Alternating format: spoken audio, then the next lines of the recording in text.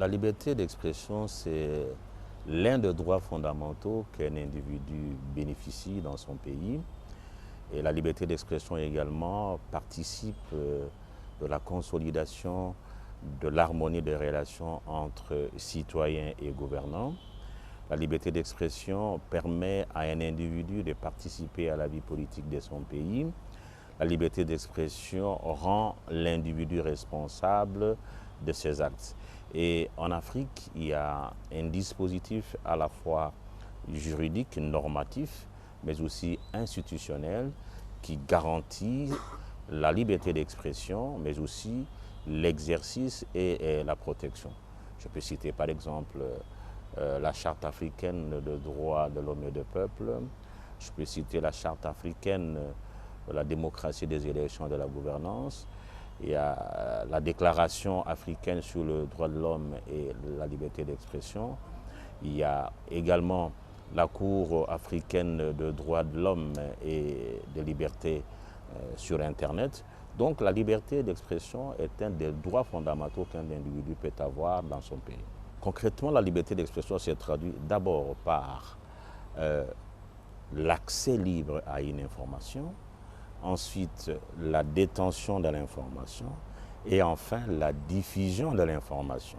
C'est la liberté d'émettre ses opinions sur une question donnée en respectant la liberté des autres et en respectant la loi.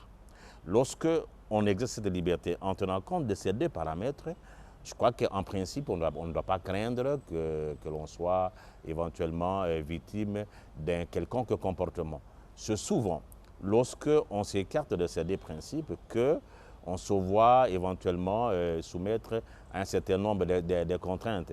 Mais en même temps, il y a aussi des pratiques qui, en dehors de toute légalité, cherchent à empêcher quelqu'un d'exercer sa liberté d'expression. Et dans ce cas-là, la victime d'une telle attitude, d'un tel comportement, doit saisir la justice pour être rétablie dans ses droits et empêcher toute violation de sa liberté d'expression. Sur le plan pratique, les textes au niveau africain protègent effectivement la liberté d'expression parce que la plupart des pays africains ont adopté ces conventions internationales et dans leur système juridique interne, ils élaborent des constitutions, ils prennent des lois qui garantissent l'exercice de la liberté d'expression. Là, le problème ne se pose pas tellement. Le problème se pose au niveau de l'effectivité. Comment un individu qui est titulaire et qui souhaite exercer sa liberté d'expression arrive-t-il à l'exercer sans contrainte?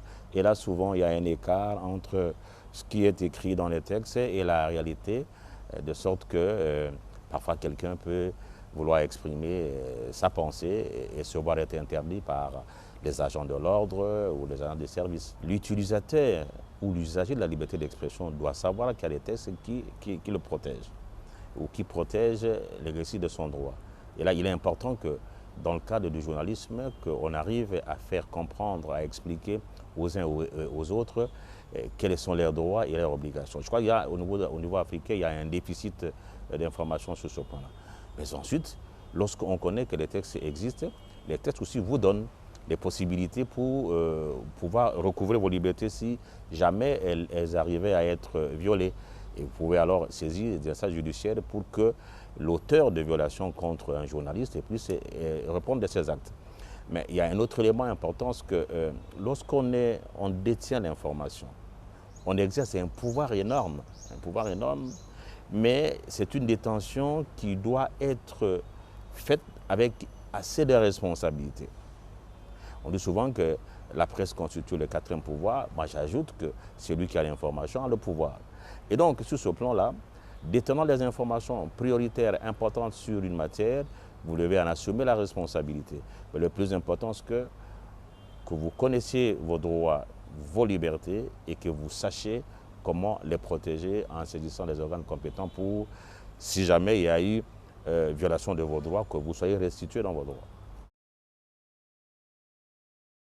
Lorsqu'on manifeste publiquement, on a également le droit d'exprimer ses opinions. Et en Afrique, notamment, il arrive de cas dans certains pays où la Constitution, comme notre pays, constitution qui autorise que l'on puisse manifester librement et pacifiquement sans être autorisé. On informe simplement l'autorité compétente pour que celle-ci prenne des dispositions pratiques d'encadrement de la manifestation. Lorsqu'on soumet cette liberté de manifestation accompagnée des libertés d'expression à une autorisation, c'est déjà un écueil qu'il faut absolument ne pas supporter. Mais dans d'autres pays, on vous dit cette manif ne peut pas avoir lieu parce que l'autorité ne l'a pas autorisée. Ou on vous interdit, par exemple, d'exprimer votre liberté dans une chaîne de télévision publique, alors que la chaîne de télévision elle est publique et elle doit recevoir des différentes opinions. Et donc, ces cas sont fréquents, sont les gens en Afrique où ceux qui sont au pouvoir ne souhaitent pas que, exerçant la liberté d'expression, qu'on en arrive à pouvoir remettre en question leur autorité ou à critiquer la manière dont ils gèrent le pays. Et ça, c'est une responsabilité qui incombe à ceux-là, de pouvoir laisser les gens s'exprimer. Lorsqu'on accepte d'avoir des charges publiques, il faut aussi accepter qu'on soit critiqué.